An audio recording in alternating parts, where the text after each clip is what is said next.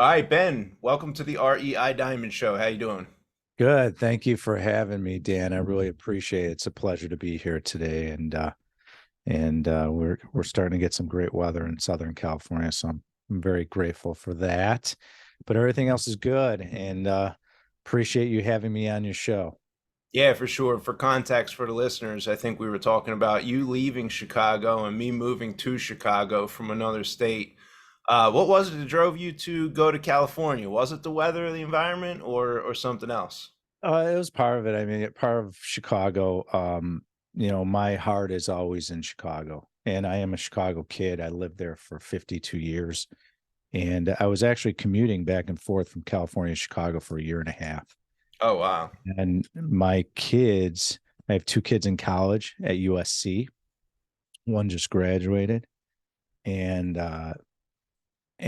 my daughter's at Dana Hills High School as well. And then my spouse is here as well. And what I realized was I had a choice when we first looked at where to move. I wanted to move to Texas or Florida.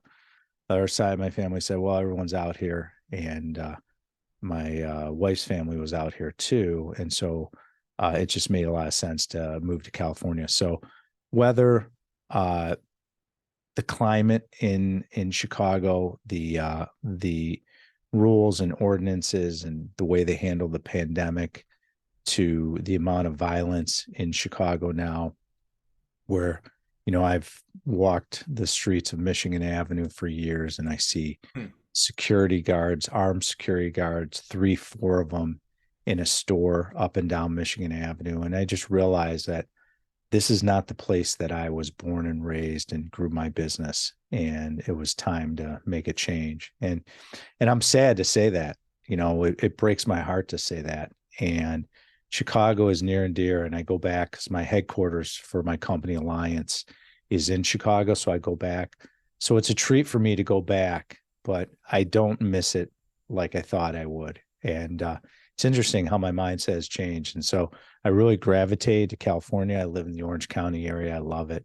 The networking's great. The people are wonderful here. The people in Chicago are wonderful too. Don't get me wrong, but it made a lot of sense to come out here, especially with launching my personal brand, which is growing rapidly. My podcast is growing rapidly, and it made a lot of sense as I get older. And I've been in this business, Dan, for over 28 years. And it just gets to a point where I was waking up and it was gray and dark when I woke up, and it was gray and dark when I went home from the office in Chicago.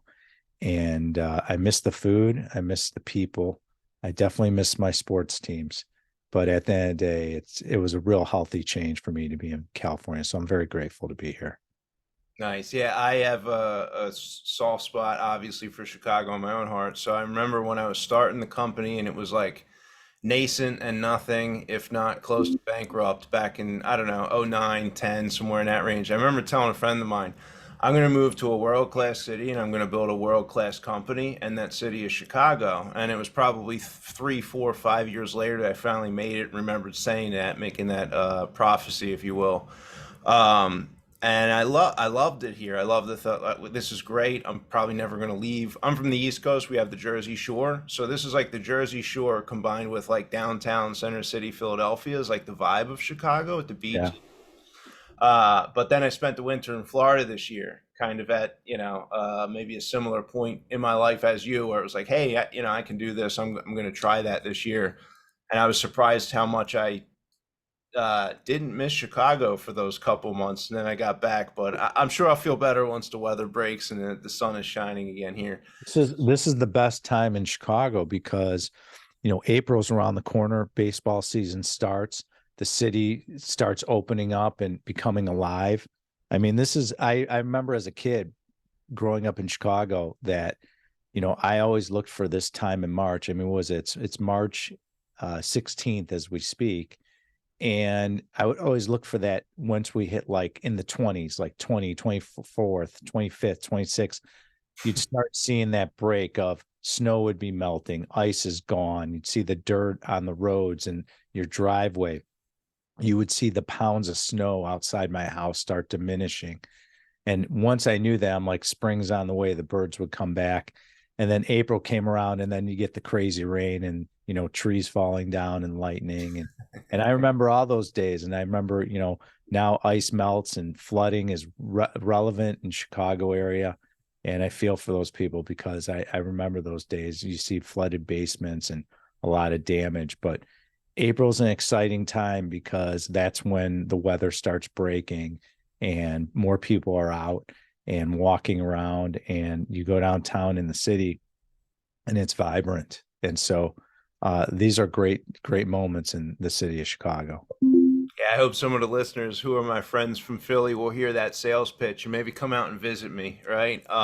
It's a great city. First of all, I raised my kids in the Chicago area, and I can tell you there's not many better places in the world if you're gonna have a family and you want to raise kids than the Chicagoland area. The schools are outstanding, the people are great, the values are good, the food is second to none. Maybe New York is comparable, but in Chicago we have just incredible food, great sports, and so it's just in a lot of culture. There's art museums and there's tons of different museums. There's a lot to do, and just you could touch a restaurant like the entire year and not go to the same restaurant in Chicago. hmm And that's for all of Chicagoland. I mean, and all of Chicagoland is great. I mean, I grew up near a town named Highwood, which was next to where I lived, and they just had incredible restaurants that were just growing. And so yeah, I miss the food in Chicago for sure. Nice. Maybe we'll get together when you come back out here. Absolutely. So Ben, so people can get to know you and Alliance, maybe you could give us like a snapshot of sort of the business model and the progression over the last, what was they say, Yeah. 28 years in real estate? So I've built over 1 million square feet. So let me just start. I am an office, industrial, and retail expert. That's how I cut my teeth. A lot of my colleagues start off in multifamily in Chicago because we had some icons they would go work for. I wanted to do something different. I said, well, I don't want to be a multifamily guy in Chicago. They do very well. They're great people, very successful. But I wanted to do something different. So I got into office industrial to start, and then we kind of cultivated into retail. I started a company called Alliance when I was younger in my 20s. And we've built over millions of square feet of office industrial. I've done hundreds and hundreds of syndications, and we just launched a fund. It's called the Alliance Medical Property Fund. So 17 years ago, out of my 28, 29-year career, we decided that medical was a really good place to be. It was being scrutinized. And we said, and I phrase this term, the human body is never going out of style. And because of that, we looked at and we did very well. So we're experts in medical. We do veterinarian properties. And so we own and manage our entire portfolio. We're in a lot of states around the United States. We invest in the South and Southeast, Southwest, Mountain West, parts of the West Coast. We still have some in the Midwest, and that's really where we focus. And we've just had an incredible career and run at our company. And I'm in the prime of my career. I'm 53 years old and just ready to take another leap. So we're actually going the other way. We're actually hiring people. We're hiring about 6 people. We just hired about 5. Hopefully going to hire another one in the next day or two. And just really exciting. I'm doubling down on marketing and growth.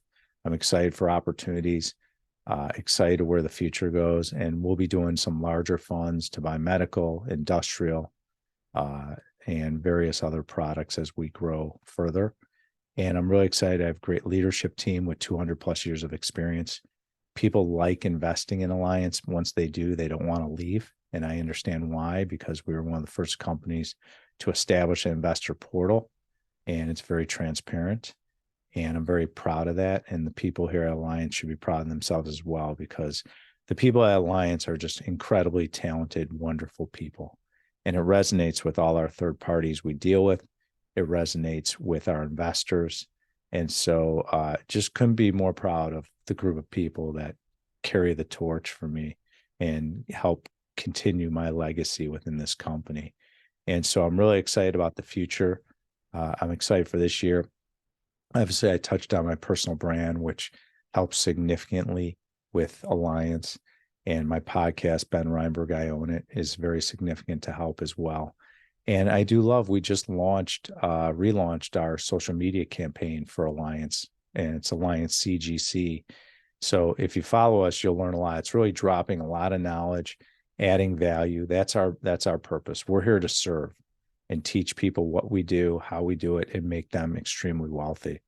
And we have a great track record, Dan. We in medical, just to give you an example, we're mid-20s IRR, our track record. If you look at all the asset classes around, we're probably upper 20s if you threw in industrial and retail and all the deals we've done throughout the year. So just, really it's a long game, commercial real estate.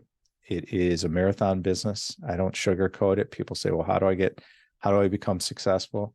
You got to show up every day. You got to keep going. You have to keep pushing forward. And at the end of the day, you'll create success. And it's ups and downs. That one day you have a great day. One day you have a lot of no's and you might be down, but you have to work on yourself and your inner game in order to become effective in commercial real estate. I really believe that. I really learned what the secret is, and it starts with yourself. So in the Alliance business model, from the investor's perspective, I guess the fund, are these kind of like a hold forever type of philosophy or more of like a buy, get in, sell it after say 3 to 7 years and cash out? Yeah, it's exactly right. It's a 5-year hold. We're in and out. You have the ability to extend it to protect the capital if need be. But generally speaking, we think our this fund will probably grow. We might even double it over time. So we'll be in and out in 5 years, and we project we'll probably be high teens, low 20s IRR when we exit. And I'm really excited about it. It's phenomenal. We've had great response. We've already acquired 5 assets for the fund, which is exciting. We did that towards the latter part of this year as we launched. And we continue to raise equity, which is exciting. So investors can still get in if they're interested. And it's just a wonderful vehicle. I believe in it strongly. I've committed significant amount of money to it in all different aspects. And there's no one's a bigger believer in what we do than me. And I back it up and I love it. And I haven't found a better investment than what we do. And I love the fact you can kick the bricks and mortar and you can see that all our different properties serve different niches. So, Dan, anything that you and your family go and visit for medical services, that's generally speaking what we own. Okay. What are some of the insights you had over the course of your career? And I'll give you an example. For me, one of the big key insights that led to where we're at today as a company Mhm. is there's 3 components to a deal typically in what we're doing. At least our piece, we're not necessarily doing the management piece, but you have to have the capital, and most people think you got to have the money first, and that's the hardest barrier to entry. So some people have a lot of money, they come to the game, the capital is what they're bringing. That's the thing of value as a partner that they have. The other aspect would be, let's say, the construction, the management, or the operation of the deal, we'll call it. So in the management context, that would sort of be the other piece. You can be a very great operator, a great developer who's going to build these properties out. And that can be your strong suit, and that could be your really valuable piece of the partnership. And then the other piece was the deal itself. And to me, I didn't have this great extensive construction background. I certainly didn't have the capital to bring to the table or anybody with capital. So I decided no one else in the world was going to do more off-market deals than Dan Breslin, and that was my niche. And I hadn't done very many when I decided that, and it's a very different story today. And still to this day, it's the deals. We bring the deals to the table. That's my insight, and that led to what I built my career on. Do you have any other insights similar to that that may have happened, maybe even one or two of you as you pivoted along the way? I think the one you did share was that medical is a good place to be. So I am curious if you had any others, Ben. Well, I mean, I have a lot of knowledge from being in this business for almost 3 decades. I mean, we'd be here all day if I started dropping knowledge, but I'm happy to share whatever you guys want. But at the end of the day, it's really finding deals, capitalizing deals, getting financing. You have to show up every day. You have to be persistent. You have to work on yourself and your inner game. It's what allows you to create, because you have to be able to create in this business. And creating is the niche you want to play in. Creating is, how do I get a deal done? How do I find a deal? If you find the right deal, you'll capitalize it. You'll find the right equity. You'll find a loan. Uh, and it mitigates, it kind of offsets experience when you're first getting started. For all your young listeners out there, or for all the people that want to get involved in commercial real estate or any type of real estate, is it starts with you and belief and your limiting beliefs and getting rid of them. And it's not that easy. You know, I've been working on that for years, and finally I've accomplished that. But it was a process to do. And so to share some insight, I would say to everyone is, know what the outcome you want and go after it. And that's the best advice I can give you is know your outcome, go after it, and put the blinders on and go after it hard. Get right in the water and commit. Dan, commitment is a serious term that people don't adhere to, because most people say, well, I'm committed. Are you? Will you show up on a Saturday? Will you go on a Sunday? Will you raise equity over the weekend if you have to? How committed are you to get what you want in life? I know I was. That's why I'm wildly successful in this business, is I'm committed. How committed are you and how bad you want it? That's the best advice I can give, because commitment is a term that people take lightly. They don't understand what it means. So for example, you see all these people that walk into a cold plunge, right? That's commitment. You sitting there for a minute or two, that's commitment. That's what commitment means. You keep your word. That's your commitment. Most people lie to themselves. They don't keep the words to themselves. So when they say, "Hey, I'm gonna be home at 5," you be home at 5. When I say, I'm gonna be on a podcast at 10 a.m., I'm gonna be on a podcast at 10 a.m. My word is my bond. That's integrity. And that's what's important in this business or any business. So finding deals is one thing, and there's all different ways to do it, and everyone does it differently. Capitalizing deals, there's different way people do it. But the best advice I can give is be committed, keep your word, follow through on what you want, and understand what the outcome is. And if you can understand this, everything else will become a lot easier as you progress in your career. So you mentioned starting with beliefs, and you said it's been a process for yourself. Can you give Mm-hmm. me an example or two of some of the limiting beliefs that surprised you when you finally identified them and reconstructed them? Well, I've been an introvert for years in an extrovert position. So I had to fix that. And a lot of that was just confidence, believing in myself and not having imposter syndrome, and living my authentic self, who I am, and knowing that I'm good enough. It didn't matter how much money I had in the bank, how many deals I've done, all the success I had. I didn't feel I was good enough to be who I become. And that has to do with childhood experiences. So I've had to clear all those experiences and go back and say, why is this happening? Why do I feel this way? Because I am a gift. I'm wildly talented. I have people that made multi millions. And it's not just investors, employees, to third party resources that work for us.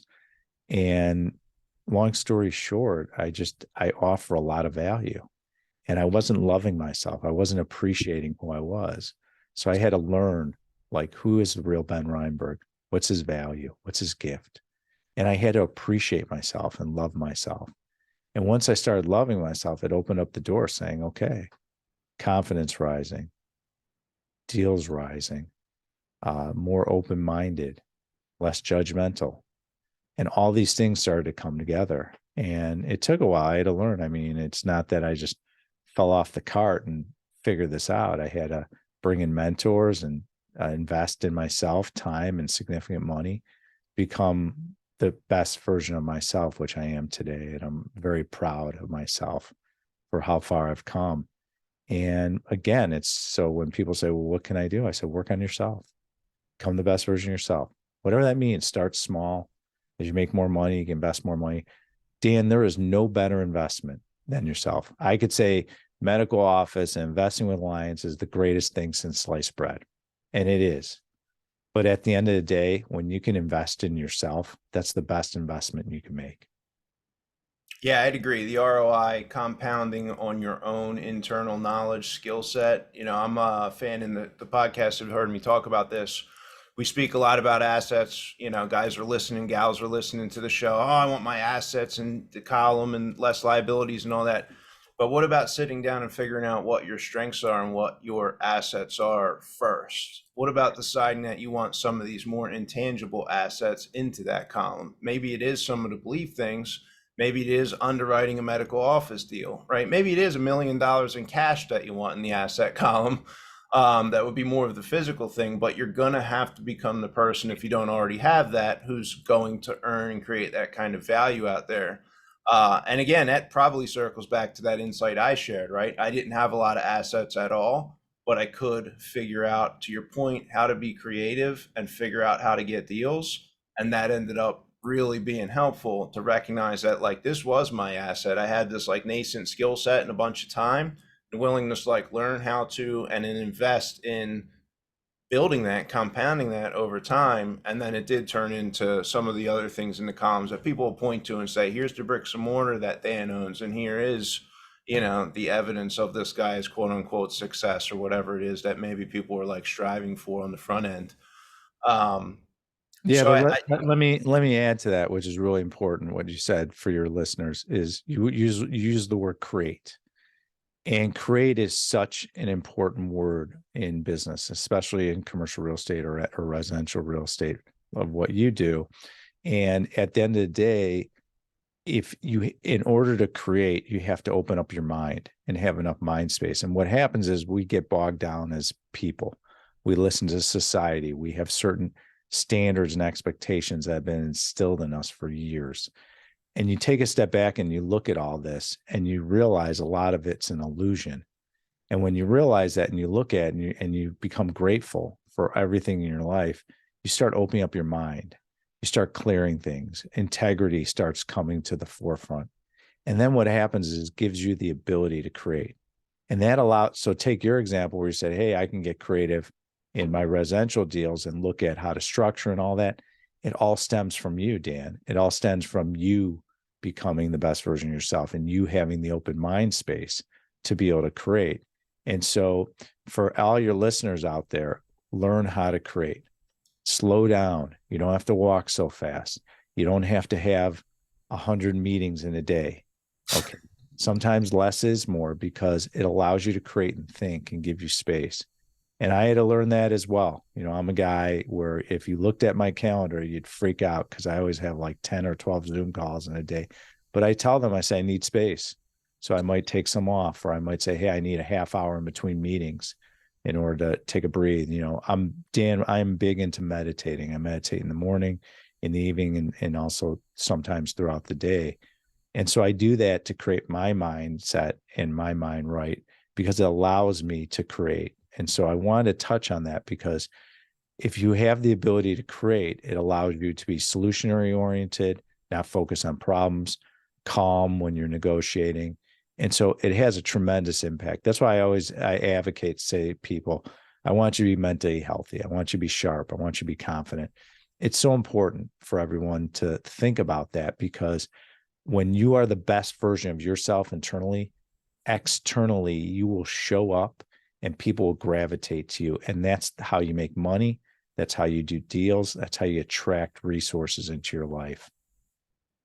Yeah, I love the meditation piece. I think I've been meditating consistently every day without missing one for at least 3 or 4 years, probably before COVID. That's And then sporadically for the few years before that, and I've noticed the level of creativity go way up in there. I think it was Einstein used to like to sit quiet. I might be wrong. I know for sure that Thomas Edison did. He had a chair and he would just sit there and literally think through the problems. And my meditation will have some semblance of that. So the neurology, and I forget the networks in the brain that do it. But there's two kind of things that will occur in a meditation. One can be this stream of consciousness thoughts, and the goal is not to judge, not to grab on to any of them, but just observe the thoughts. And that section or function of the brain has a name, which I don't recall, and that's its job. And some people have developed this like random thought idea generator that's sort of firing off all these different ideas. And if you're watching them on a consistent basis through meditation, some really good ideas are going to come there. And it's like the theory is that that's how you become more creative, is by watching this neural network that's producing the random stream of consciousness thought. Some of it's crazy, a lot of it's not going to work. And then sometimes there's jewels that sound like they've been handed to you from the voice of God. And if you Yeah. never sat down to pay attention to that, you're going to miss that thing, that gift that the universe was giving you. And then the other aspect of the meditation is to absolutely become quiet, silent, where there's not even any stream of consciousness thoughts. And maybe this is the second 5 minutes in a 10-minute meditation where the second 5 minutes is silence. There's not even an observer. There's nothing at all. It's just silence. And I find that my benefit in the negotiation in stressful situations from the second 5 minute chunk in that example, that is where that calm demeanor and the ability to control the emotions really start to shine for me as I put that practice into play. And it's well said. And one of the important aspects is when you do have an idea or you want to do something, is go get it done. Just do it. Don't worry about failing. You might fail, but that's okay. So for all your listeners out there that are listening and wondering like, okay, well, what's holding me back from making that decision? It's confidence. So if you could work on your confidence and work on yourself, you'll make those decisions. And guess what? That's where growth happens. And it's just the way it is. And so whatever you could do to stay healthy, mentally, physically, I'm a big proponent. Dan, I'm a huge health nut. I work out at least 6-7 times a week, 5 days with a trainer, eat healthy, into biomed and all those good things, stem cells. But at the end of the day, I realized that it makes me a better version where I could perform and make sure we're a good shepherd for our investors' capital and my employees as well. So I am a big proponent of what you just said, and it's been a part of my life, and it's helped me really gravitate to become the best version of myself as well. So I appreciate what you said. Yeah, you too. The thing I found on you when doing some research, Ben, was I wrote down in my notes and prep for this. It's the name of your podcast, but I wrote it down as the I own it philosophy or like operating principle. And people who are listening to this real say, yeah, I own it. This is great. But it means more than that. Would you mind expanding? Yeah, I mean, when we started the show, everyone knows that I'm a commercial real estate mogul. I own a lot of real estate around the United States. I've been doing this for a little under 3 decades, and we have a wonderful company alliance. We're headquartered in Chicago. We have different offices around the country, but it wasn't about owning real estate. It's kind of a double meaning. Yes, I own it and I own commercial real estate. It's really about owning your life, being responsible for every aspect of your life and owning it, and being fully committed to your life and who you are as a person. And so we bring on incredibly talented celebrities, ultra high net worth folks from all over the globe. And they come on and they share their value and their stories. And I'm so grateful for it because they're contributing to my life and I learn a lot. And then my audience learns a tremendous amount as well. And so I'm really grateful because I get to meet wonderful people. But we always ask one question is at what point in life did you not own it fully? And that way they give example because people are then authentic and real. They're saying, hey, I went through this experience, and they share and they open up and they're vulnerable. And so it's a wonderful place to learn when you log on to my podcast and listen. It's a wonderful place to learn about health, wealth, fitness, business, commercial real estate, selling, mindset, mind and body, breathing. We touch every aspect of a holistic approach to become successful in your career, no matter what business you're in. And so when you hear, this Friday, we have incredible guests coming on, and we've had just talented men and women. And it's all about adding value to you, the listener. And that's why we do it. I really enjoy it, Dan, because it allows me to give back, which is really important to me now in my life. Is I always want to know, like, how can I serve? How can I help people? How can I contribute? How can I act from a state of love and not a state of fear and give back to people? And I do that. You'll see me on the street and I see a homeless people. I give them a few bucks. I did that the other day. I saw a lady, broke my heart. She hasn't eaten for 3 days. I gave her some bucks and I said, Go get your. I said, when was the last time you ate? She said 3 days. And I said, you got to eat. So I gave her some money. And that's what life's about. It's about contributing and helping and becoming a great part of society. And as I've aged, I've evolved into that person. And I think it kind of resonates with me. So the show, the Ben Reinberg I Own It show, it's on all the different platforms. You can follow me on social media as well to see it. But it's all about how can I contribute and how the people that come on the show will contribute as well.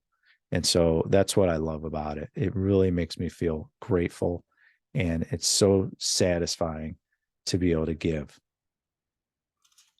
Nice. Couldn't agree more. I have a couple of wrap up questions because I know the clock's getting a little long on us here. The first of which, Ben, what are your five favorite real estate markets and why? Oh my God, I have a lot of real estate. I mean, obviously, I'm a big Austin, Texas fan. I've been doing business there for years. Raleigh, Durham's good. Tampa and Orlando are special to me. Dallas, Fort Worth is good. Uh, Phoenix, Arizona is a great market. Salt Lake City, Reno, Nevada. I mean, Too uh, many. You got well, to give me five it and a couple reasons. it just depends. I mean, so I look at our business where we buy. Okay, I love the southern states. I'm really a southern kid, who grew up and born and raised in Chicago. People are great, great healthcare markets, population growth, great pro healthcare policies. And so for my niche, that's where I found I like to invest. But you can invest in Chicago and have great multifamily, good industrial. It's a good industrial market. I believe me, I understand it very well. I love Chicago. But for what we do is that's what I look at. So I would say Tampa, Orlando, um, Raleigh, Durham's a great market. Charlotte is, Austin, Texas, Dallas, Fort Worth, Phoenix. There's so many great markets that I can give you more than just five, but that's just a little sample. And those are some of the taste of the areas that we invest in. Yeah, and I appreciate that and the context and market selection is a theme on our show. It has been forever. We're a little more real estate oriented here versus kind of the broad audience. I personally have gotten into business and found very fruitful markets as a result of some of the guests sharing some of those things. And I know for a fact that quite a few of the listeners actually have gotten ideas and literally picked up and moved to other markets in other states from stuff they've heard from guests like you. So that question has been helpful for the audience for sure. So what are a few books, not necessarily ones you just read recently, Ben, but what would be one or two that kind of had the most impact somewhere along the line for you? Well, if you watch my latest episode of my podcast, Ben Reinberg, I Own It, you will see my story.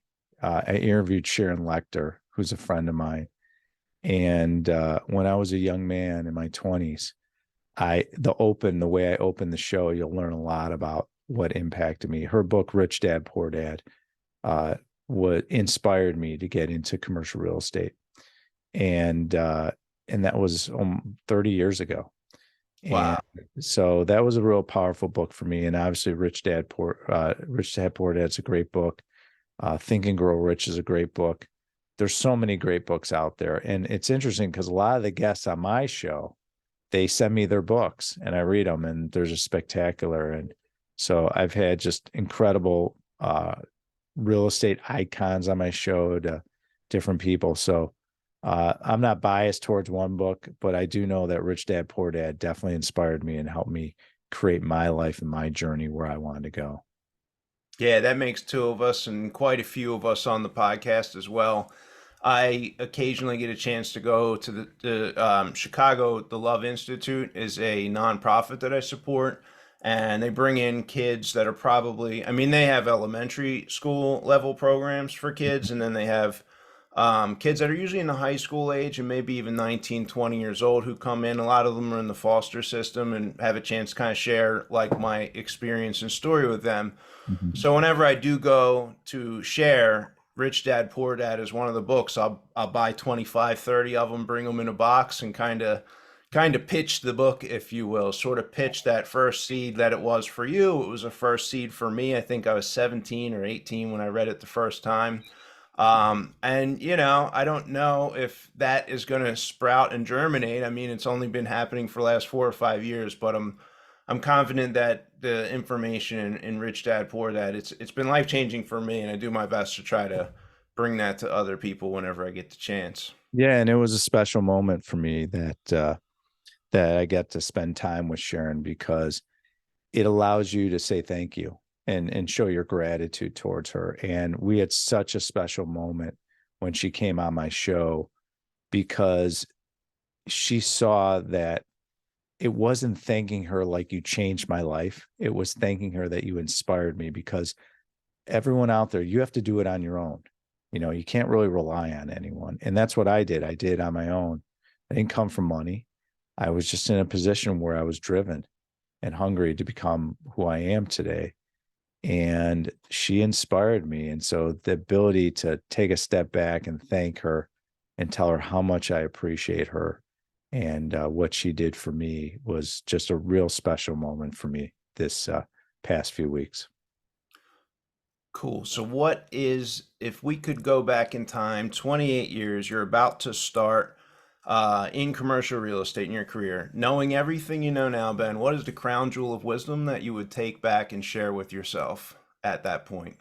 At that point, I would say work on yourself. Look at your deficiencies and double down how to improve and work on yourself, work on your confidence, and know that you're good enough.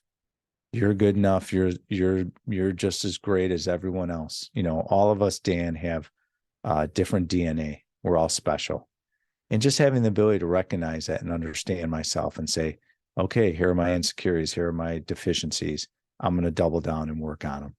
And if I would have known that as a young man, oh my God, I can't imagine who I'd be today. But I'm very grateful for how far I've come. I wouldn't change a thing. And so I would definitely tell myself to work on myself. Ben, what is the kindest thing anyone has ever done for you? Um, I think I look at my mother as there's so many people that I'm thankful for, that I'm grateful for. But my mother was the one who encouraged me in business, saying, you can do it, keep with it, don't quit, and just stay focused and keep pushing forward. And I owe that to her, especially when you're young and people are putting thoughts in your head and you're not good enough. You need that extra moral support. That was one of the best things that ever happened to me. Good stuff. So, Ben, where can people listening go to find more information about you or Alliance or anywhere else that you would point people? Sure. If you go to benreinberg.com, you'll be able to follow me on all social media platforms. We have an entire staff posting all day and we do great content and reels, and it's all about adding value. So if you want to learn about real estate and even commercial real estate, I do a lot of content creation for social media, and it's all about adding value and helping you learn from start to finish how to get involved in real estate. You can also go on to any platform, listen to my show, Ben Reinberg, I Own It, if you want to really become a well-rounded businessman or woman out there, or just personal life as well. And then you can go to my company's website, alliancecgc.com. That's alliancecgc.com. And that will allow you to learn about commercial real estate. You can see testimonials on us. If you want to invest in our brand new fund, the Alliance Medical Property Fund, it's the hottest fund on the market. It's phenomenal. You can reach out to us, DM me, whatever you want to do. If you're looking to passively invest in medical office space and really build wealth with us, we'll show you how to do it. So that's the best way to engage with me. All right, cool. Well, hey, Ben, I appreciate your time here. I got a couple pages of notes. I had a good time. I appreciate you coming on the show. All right. Thanks, bud.